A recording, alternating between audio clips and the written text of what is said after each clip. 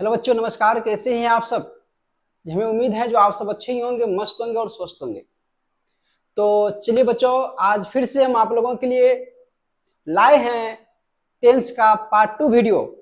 काफी स्टूडेंट्स का रिप्लाई था पार्ट 2। चूंकि पार्ट 1 में ऐसा क्वेश्चन किए थे कि क्या आप पार्ट 2 चाहते हैं, तो काफी बच्चों ने इस प्रकार से रिप्लाई दिए, sir part 2।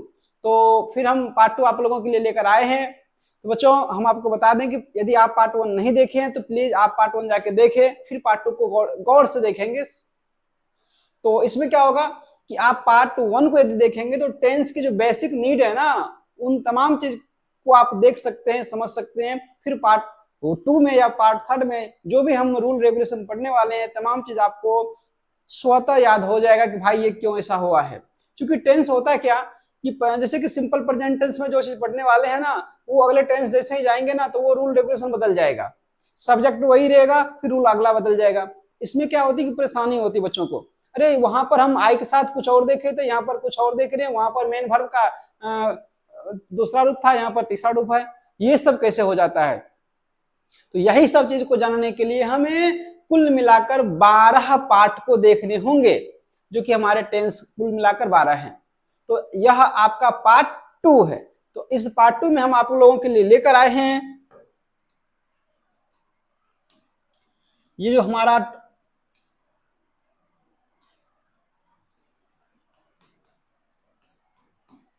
Simple present tense.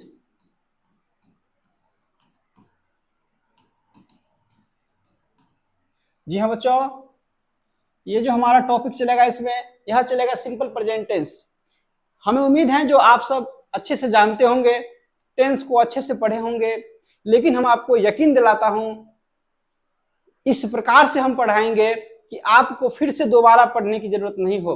हर एक पॉइंट्स आपको अभी इसी वक्त याद हो जाएगा। आप सिर्फ इस वीडियो में शुरू से लेकर अंत तक निश्चित ही बने रहे। देखिए, सिंपल प्रेजेंट टेंस हम लोग पढ़ने वाले हैं, जबकि टेंस का पहला पार्ट है। तो इस चीज को सबसे पहले हम जानने के पहले एक डिफिनेशन इसके समझ लेते हैं कि क्या होता है। सिंपल प्रेजेंट टेंस का अगर डिफिनेशन को देखा जाए, समझा जाए, तो इसका हो जाएगा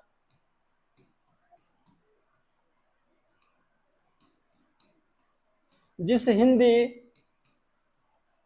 वाक्य के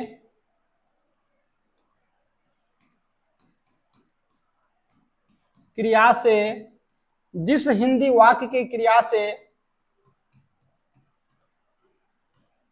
किसी काम का वर्तमान जिस हिंदी वाक्य के क्रिया से किसी काम का वर्तमान समय में होने का बोध होता हो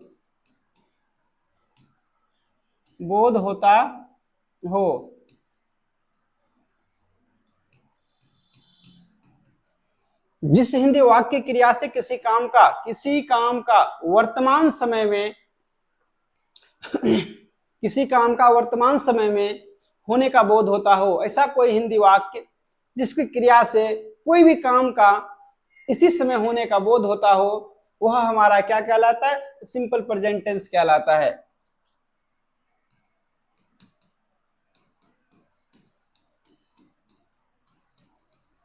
सिंपल प्रेजेंट टेंस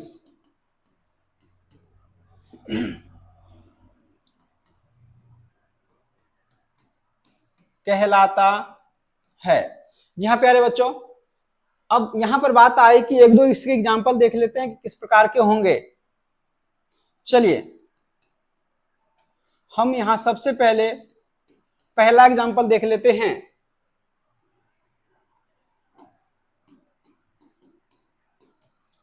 मैं प्रतिदिन स्कूल जाता हूं। अब इसके बाद देख लेते हैं वह क्रिकेट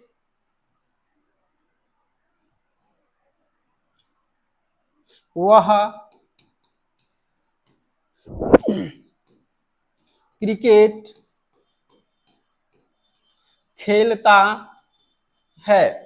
इस प्रकार से आप देखेंगे जो कुछ हमारे वाक्य आएंगे, यह हमारा वाक्य सिंपल प्रेजेंट टेंस कहलाता है इस तरह के वाक्य में। और यहां पर आप देखेंगे कॉमन सी चीज आती है इसमें, लास्ट में आपको मिलेंगे यह चीज कि प्रत्येक वाक्य के अंत में ये वाला लेटर आपको, ये या ये वाला अक्षर आपको मिलेगा ही मिलेगा। ता हूं, ता है, इस प्रकार से भी आप पहचान सकते हैं कि जिस हिंदी वाक्य के अंत में ता है, ती है, ते हैं इत्यादि, ये भी चीज अगर आप देख रहे हैं, समझ रहे हैं, तो इससे भी आप पहचान सकते हैं कि यह आपका टेंस जो है सिंपल प्रेजेंट टेंस है। तो बच्चों ये रहा हमारा सिंपल प्रेजेंट टेंस का डेफिनेशन। अब यहां से चलते हैं हम लोग सिंपल प्रेजेंट टेंस के लास्ट में क्या चीज लगा हुआ है, आप इस चीज को भी समझें। और सबसे पहले अब इसके पहचान को देखते हैं। तो पहचान भी इसका वही है, चलिए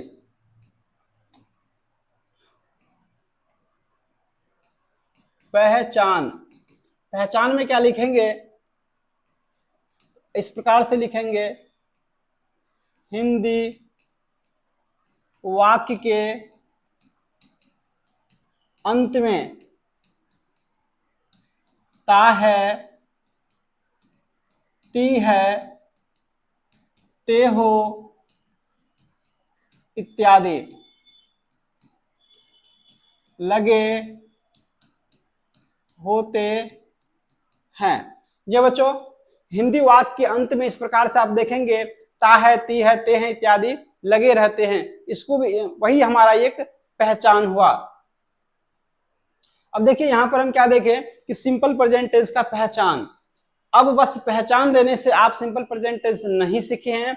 अब यहां से आपको पढ़ना होगा सिंपल प्रेजेंट टेंस के रूल रेगुलेशन, जिसको कि आपको हमेशा याद रखने होंगे। देखिए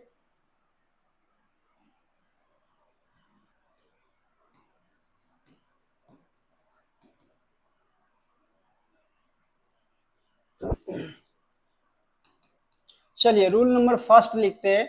ये क्या होता है rule number first, simple present tense में जो रूल है उस रूल को आपको याद रखने ही होंगे। चलिए सबसे पहला रूल हम लोग लिख देते हैं यहां पर,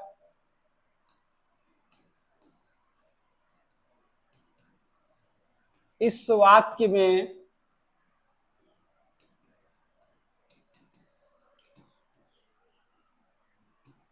मेन वर्ब का V1 या V5 प्रयोग किया जाता है। इस वाक्य में मेन वर्ब का जो रूप प्रयोग किया जाता है वह या तो आप पहला प्रयोग करेंगे या तो आप पांचवा प्रयोग करेंगे, लेकिन अब उसमें भी शर्त है कि पांचवा किसके साथ और पहला किसके साथ। यहां से देखिए आप, ही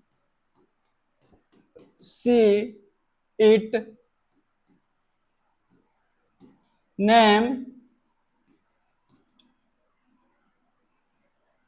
या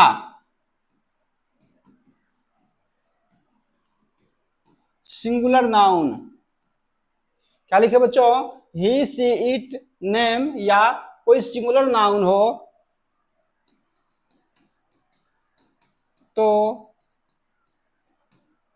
उसके साथ V5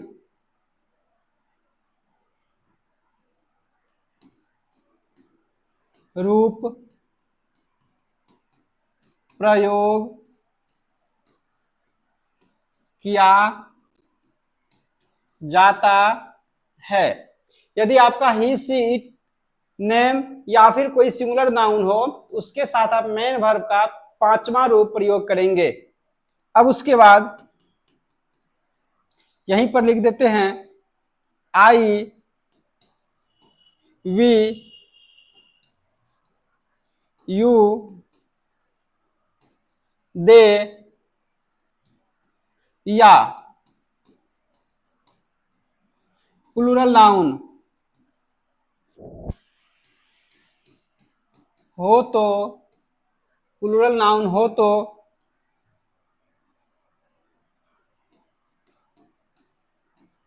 उसके साथ V1 रूप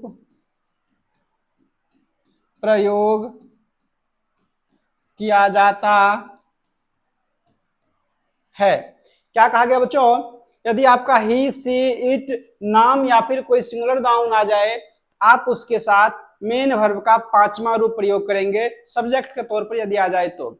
यदि सब्जेक्ट एज ए सब्जेक्ट आपका आई, वी, यू, दे या फिर कोई प्लूरल नाउन आ जाए तो आप उसके साथ मेन वर्ब का पहला रूप प्रयोग करेंगे।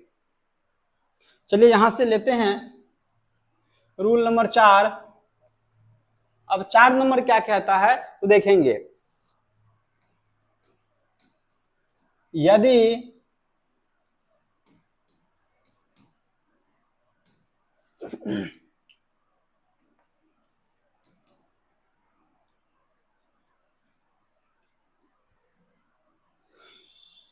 यदि सेंटेंस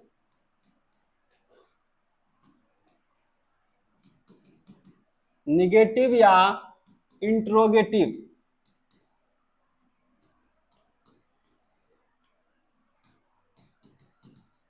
यदि सेंटेंस निगेटिव या इंट्रोगेटिव हो तो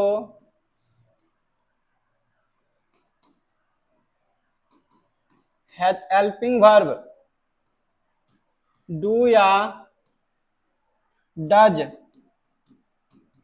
का प्रयोग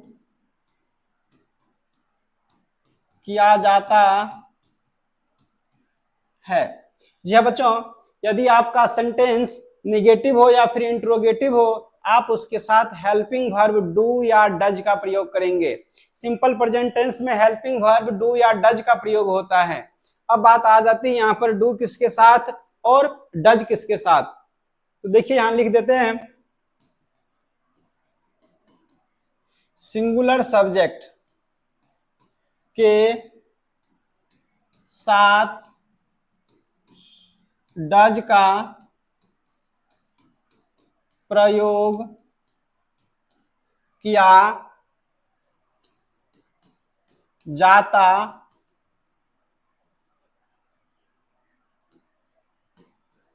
है। और लास्ट में लिख देते हैं बच्चों, प्लूरल सब्जेक्ट के साथ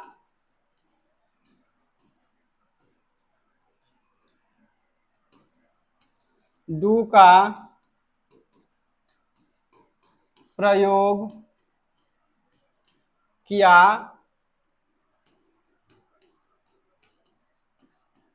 जाता है। जी हाँ बच्चों, यदि सिंपल प्रेजेंट टेंस आपका नेगेटिव हो या फिर इंट्रोगेटिव हो तो उसमें हेल्पिंग वर्ब डू या डज का प्रयोग करेंगे। उसमें से यदि आपका सब्जेक्ट सिंगुलर हो तो सिंगुलर सब्जेक्ट के साथ आप डज का प्रयोग करेंगे। यदि आपका प्लूरल सब्जेक्ट हो तो आप उसमें डू का प्रयोग करेंगे। चलिए इतने हम रूल समझ गए हैं इसमें। और हम ये भी समझ गए थे कि यदि आपका सिंपल प्रेजेंट टेंस है तो आप इसमें मेन वर्ब का पहला या पांचवा रूप लेंगे। तो पहला कब लेंगे? यदि आपका निगेटिव हो या फिर इंट्रोगेटिव हो। चलिए तो यहां से हम आगे बढ़ते हैं बच्चों। ये थे हमारे सिंपल प्रेजेंट टेंस के रूल। हो सके तो आप अगर स्क्रीनशॉट नहीं लिए हैं तो आप इसके स्क्रीनशॉट ले लें। शुरू से हम बता देते हैं आपको। ये रहा, इसका आप स्क्रीनशॉट ले लें। फिर उसके बाद ये रहा सेकेंड पेज, इसका आप स्क्रीनशॉट ले लें। फिर कुछ यहाँ पर है, इसका आप स्क्रीनशॉट ले लें। और फिर यहां से हम लोग अब आगे बढ़ते हैं। अब जो हम लोग यहाँ पर प्रयोग करने वाले हैं, देखने वाले हैं, लिखने वाले हैं, सीखने वाले हैं, समझने वाले हैं। क्या चीज को समझने वाले हैं? यदि हम रूल रेगुलेशन को समझ गए हैं तो अब यहां से हम लोग इसके यूज को देखेंगे, किस प्रकार से इसको बनाते हैं। चलिए सबसे पहले हम कुछ सेंटेंस लेते हैं जिसका कि हम नाम रख देते हैं।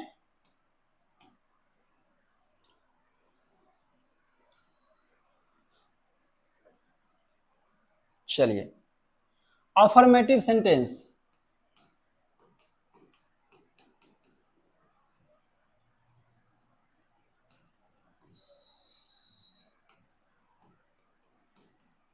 चलिए बच्चों, यहां से हम क्या लिख लिए तो हम यहां से ले लिए अफर्मेटिव सेंटेंसेस। सबसे पहले हम अफर्मेटिव सेंटेंस को देख लेते हैं, इसके रूल्स क्या होते हैं, इसके स्ट्रक्चर क्या होते हैं। देखिए इसका जो स्ट्रक्चर होता है, स्ट्रक्चर अफर्मेटिव सेंटेंस का जो स्ट्रक्चर होता है, इसका हो जाएगा, सबसे पहले आप लिखेंगे यहां पर सब्जेक्ट प्लस V1 या V5 प्लस ऑब्जेक्ट।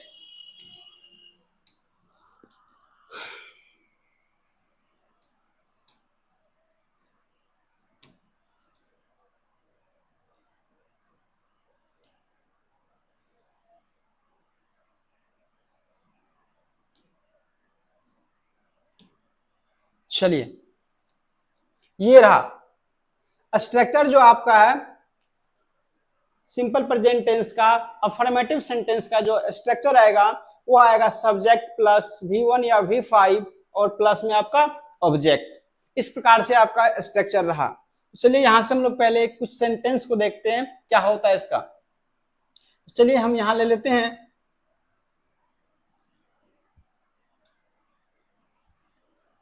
सबसे पहला सेंटेंस, यह देखते हैं, वह किताब पढ़ता है। सबसे पहला सेंटेंस है बच्चों हमारे, वह किताब पढ़ता है। अब जरा आप समझेंगे यहां पर, वह जो है वह का अंग्रेजी होता है आपका ही, और हम आपको बता दिए थे कि आपका ही सिंगुलर होता है। ही क्या होता है? सिंगुलर है। ही सब्जेक्ट आपका सिंगुलर है। और यह भी बताए हैं कि यदि आपका सब्जेक्ट सिंगुलर है तो मेन वर्ब का भी आप पांचवा रूप लेकर आएंगे, अर्थात सिंगुलर रूप लेकर आएंगे। देखिए ही होगा और इसके बाद इसमें से आप सब्जेक्ट ढूंढेंगे तो ये आपका ही मिला। इसमें आप अब अगर वर्ब को ढूंढेंगे तो वर्ब आपका हो गया पढ़ना। तो ये पढ़ना का अंग्रेजी बच्चों हो जाता है रीड। तो आप लिखेंगे ही रीड्स, ही रीड्स, वह पढ़ता है। लेकिन क्या पढ़ता है? तो किताब। तो यहां लिखेंगे ही रीड्स अ बुक। इस प्रकार से हम लिखेंगे ही रीड्स अ बुक। इसके बाद कुछ एग्जांपल्स यहां और देख लेते हैं।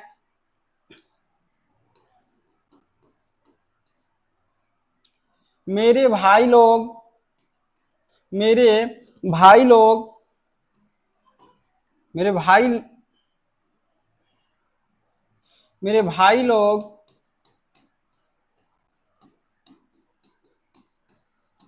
अंग्रेजी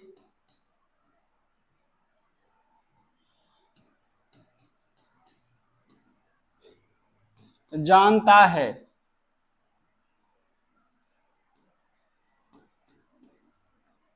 मेरे भाई लोग अंग्रेजी जानता है। तो आप यहां पर देखिए भाई लोग लिखा हुआ है, भाई नहीं है। भाई यदि होता तो वह सिंगुलर हो जाता, भाई लोग यदि है तो वहां पर प्लूरल है।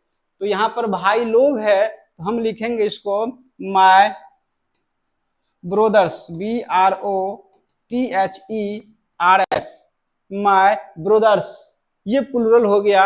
अब यहां जानना का नौ होता है, आप लिखोगे KNOW, ब्रोदर्स नौ। कौन चीज जानने की बात हो रही है? तो अंग्रेजी। My brothers now English, ENGLISH। अब देखेंगे यहां पर आप एक चीज और, यहाँ इंग्लिश जो लिखे हैं, इंग्लिश का फर्स्ट लेटर हम कैपिटल लिखे हैं, जबकि हम सब जानते हैं कि कोई भी लेटर मध्य में लिखा हुआ जाता है तो वह कैपिटल नहीं होता है।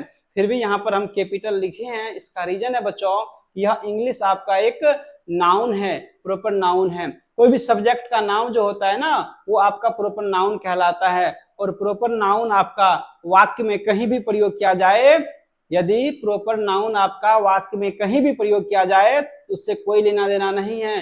प्रॉपर नाउन का फर्स्ट लेटर सदैव कैपिटल में लिखा जाता है, चाहे फर्स्ट में हो, लास्ट में हो या मिडिल में हो। प्रॉपर नाउन का फर्स्ट लेटर सदैव कैपिटल में लिखा जाता है। तो ये रहा आपके दो एग्जांपल्स। सिंपल प्रेजेंट टेंस का जो अफर्मेटिव सेंटेंस है उसको इस प्रकार से हम लोग बनाएंगे। यदि हमारा सब्जेक्ट सिंगुलर रहेगा तो हम यहाँ पर वर्ब भी सिंगुलर प्रयोग करेंगे। यदि सब्जेक्ट हमारा प्लूरल रहेगा तो वर्ब भी हम प्लूरल प्रयोग करेंगे। इस प्रकार से आगे बढ़ते हैं और अगला लेते हैं अफर्मेटिव के बाद। चलिए यहां से लेते हैं हम लोग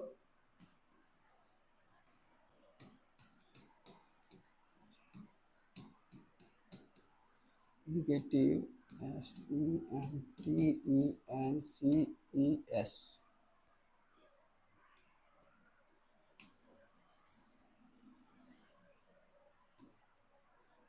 ये रहा बच्चों, इससे हम ढूंढ रहे थे। चलिए ये रहा हमारा निगेटिव सेंटेंसेस। अब देख सकते हो निगेटिव सेंटेंस में अब क्या हम लोग क्या कर सकते हैं। तो सबसे पहले हम इसके स्ट्रक्चर को लिखने का प्रयास करेंगे। तो जो इसका स्ट्रक्चर होगा वो किस टाइप का होगा। यदि निगेटिव सेंटेंस है तो सीधी सी बात है कि इसमें नॉट का प्रयोग किया जाएगा। हम इसको लिखेंगे सबसे पहले यहाँ पर सब्जेक्ट प्लस डू या does plus not plus V1 plus object. जी हाँ प्यारे बच्चों, इस प्रकार से हम इसमें लिखेंगे ही लिखेंगे।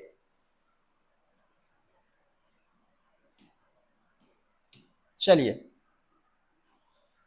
निगेटिव सेंटेंस का यह स्ट्रक्चर रहा हमारा subject plus do does plus not plus V1 plus object. ये रहा हमारा सिंपल प्रेजेंट टेंस का निगेटिव का स्ट्रक्चर। तो इसके कुछ एग्जांपल्स पहले देखते हैं कि क्या होने वाला है। तो जो सबसे पहले लिखेंगे वह लिखेंगे हम वह क्रिकेट नहीं खेलता है।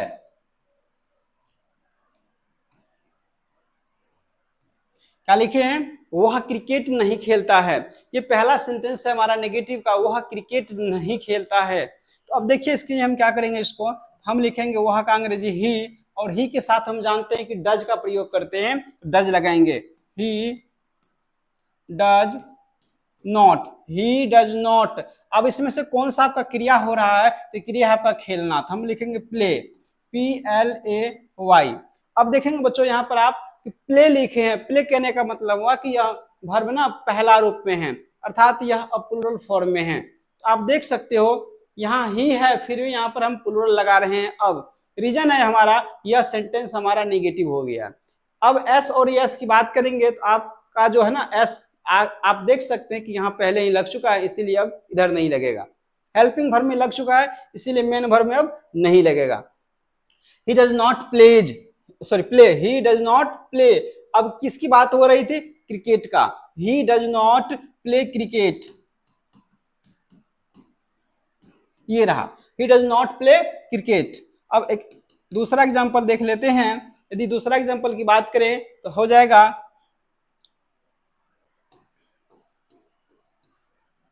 तुम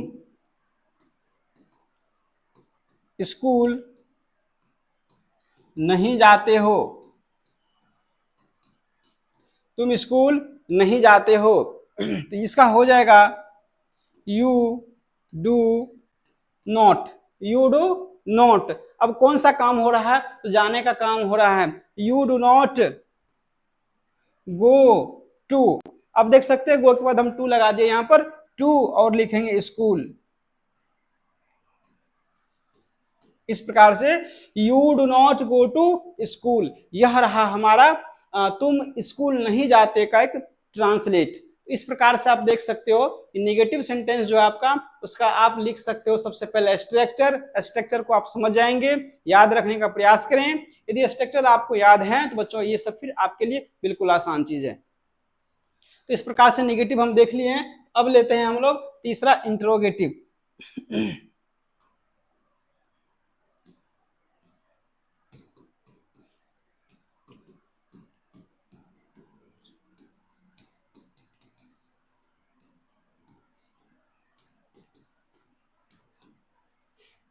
इंट्रोगेटिव सेंटेंसेस।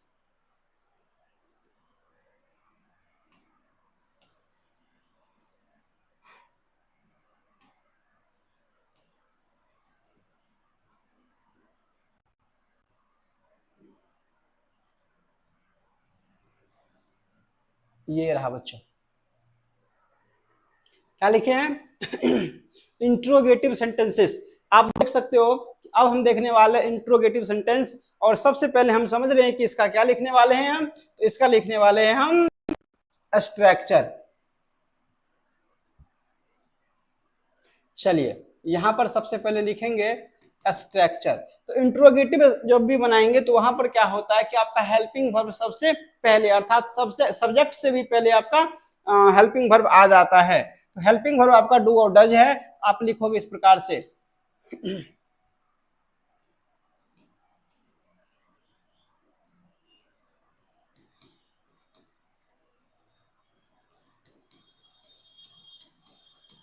डू या does plus subject plus V1 plus object plus question mark. इस प्रकार से आप इसके एक एग्जांपल्स को लिखेंगे, और इसी में आप देखेंगे कि जैसे कि एक सेंटेंस हम बोल देते हैं, क्या आप खेलते हैं। अब इसी में बोल सकते हैं कि क्या आप नहीं खेलते हैं। तो इंट्रोगेटिव में ही दो प्रकार से सेंटेंस बन सकता है, एक जिसमें कि नोट नहीं लगा हुआ हो, दूसरा का जिसमें नोट लगाना पड़ जाएगा। अर्थात क्या बोले अभी हम, क्या आप खेलते हो और क्या आप नहीं खेलते हो। यदि नेगेटिव आ जाए इंट्रोगेटिव का तो उसका भी स्ट्रक्चर हम जस्ट लिख ही देते हैं बच्चों। डू या does plus subject plus not plus V1 plus object plus, इस प्रकार से क्वेश्चन मार्क यहां रखेंगे आप। ये रहा आपका पहला, और फिर यहां से रहा आपका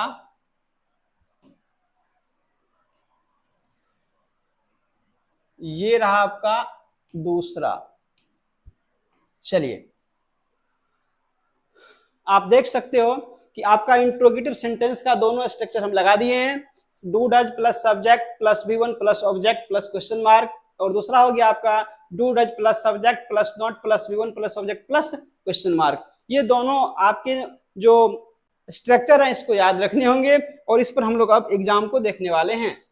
एक एग्जाम्पल इसके ले लेते हैं बच्चों, पहला वाला का। ये पहला वाला ना, इसका एग्जाम्पल्स ले लेते हैं। क्या राधा गीत गाती है। क्या लिखे, क्या राधा गीत गाती है। तो आप इसको किस प्रकार से बनाओगे, इसके लिए बनाएंगे आप हम लोग does Radha, does Radha sing a song, does Radha sing a song. यदि आप इसी में निगेटिव आपको यह मिल जाए तो आप किस प्रकार से बनाओगे, जैसे कि क्या राधा गीत नहीं गाती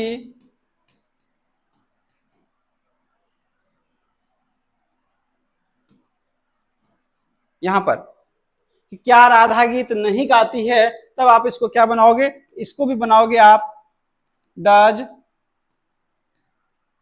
Radha not sing a song. इस प्रकार से बच्चों आप जब आपका इंट्रोगेटिव सेंटेंस रहे तो आप इस प्रकार से बनाएंगे। अगर इंट्रोगेटिव में ही आपको नोट लगा हुआ हो अर्थात नेगेटिव रहे तो आप उसमें नोट लगा दे, आप दोनों का सेम प्रोसेस है। आप देख सकते हो आपके लिए हम इंट्रोगेटिव तक बना लिए हैं। अब आपको यहां से चलने होंगे WH अर्थात क्वेश्चन वर्ड। तो चलिए आप इसके सबसे पहले एग्जाम, अगर स्क्रीनशॉट नहीं लिए बच्चों आप इसके स्क्रीनशॉट ले लें। इससे पहले वाला आपका ये था, आप ले चुके होंगे। ये रहा दूसरा, इसका आप स्क्रीनशॉट ले लें। फिर उसके बाद ये रहा अभी का, इसका आप स्क्रीनशॉट ले लें। और फिर यहां से चलते हैं हम लोग अब क्वेश्चन वर्ड।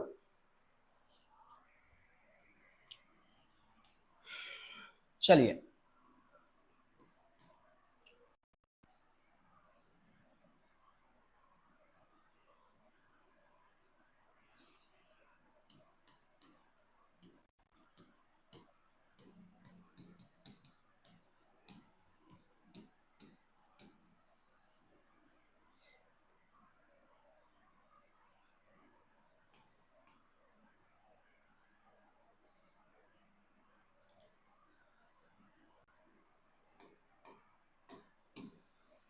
चलिए यही रहने दीजिए, और इसमें आप लिखेंगे यहाँ पर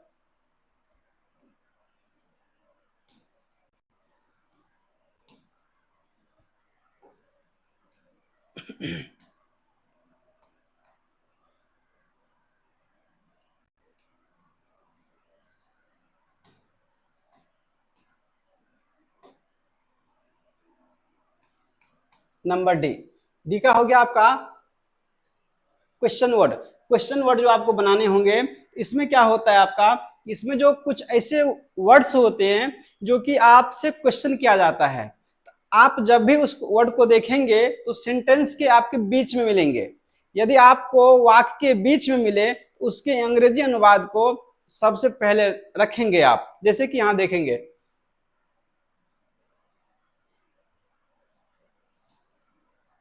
चलिए सबसे पहले हम ले लेते हैं बच्चों स्ट्रक्चर। स्ट्रक्चर में क्या लेना है, तो WH को पहले रखना है,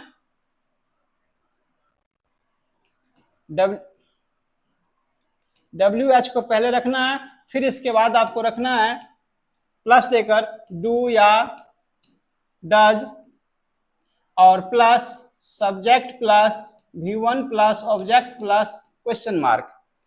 और इसके बाद यदि आप दूसरा देखेंगे जिसमें कि नोट लगा हुआ रहता है, तो वह भी आपका हो जाएगा WH प्लस डू या does plus subject plus note plus V1 plus object plus question mark. चलिए ये रहा आपका, और एक दूसरा ये रहा आपका।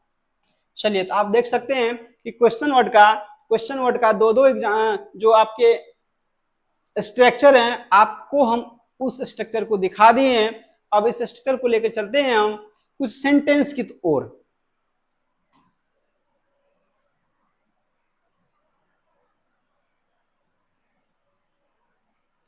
चलिए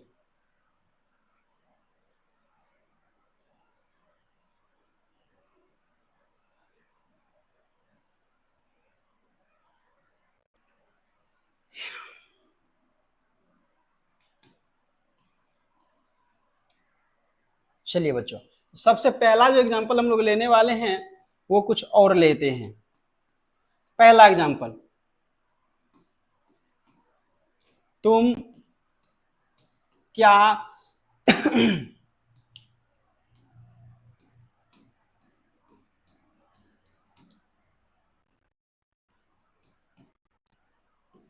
क्या है, तो तुम क्या पढ़ते हो। यहाँ की तुम क्या पढ़ते हो, तो आप देख सकते हो कि बीच में आपका ना, यहाँ पर आपको मिला हुआ है,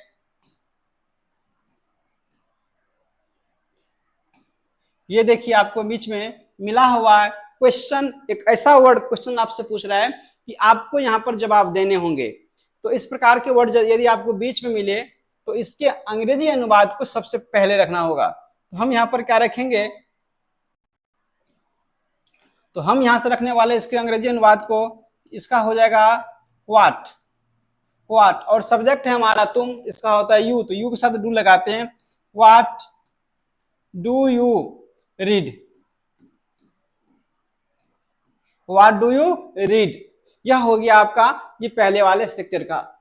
अब दूसरा देख लेते, इसमें निगेटिव लगाकर जो क्या होने वाला है, निगेटिव में इसी को अगर हम लिख दें, लिखेंगे तुम क्या नहीं पढ़ते हो।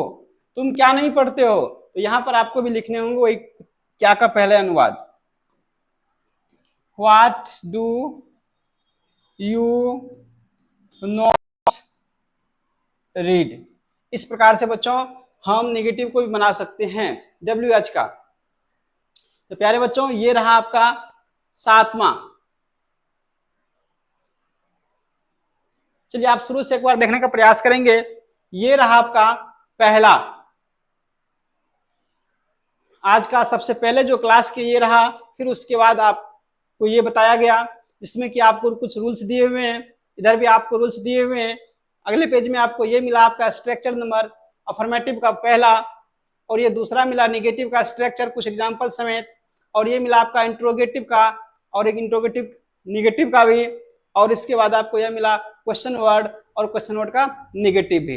इस प्रकार से किसी एक सेंटेंस को आप 6 तरीका से कम 6 तरीका से आप बना सकते हैं। हम 6 के 6 रूल बता दिए आपको, और यह आपका सिंपल प्रेजेंट टेंस था। बच्चों, हम आपसे बस फिर से एक क्वेश्चन करना चाहते हैं, क्या आप इस वीडियो को शुरू से लेकर अंत तक वॉच किए हैं? जी हाँ, यदि वॉच किए हैं तो आप अपनी राय इस कमेंट बॉक्स में जरूर बताएं कि आपको कैसा लगा हमारे द्वारा ये जानकारी दी। बच्चों, आज की इस क्लास को यहीं पर समाप्त करते हैं। थैंक यू, धन्यवाद। मिलेंगे हम आपको फिर नए दिन पार्ट 3 लेकर। थैंक यू बच्चों।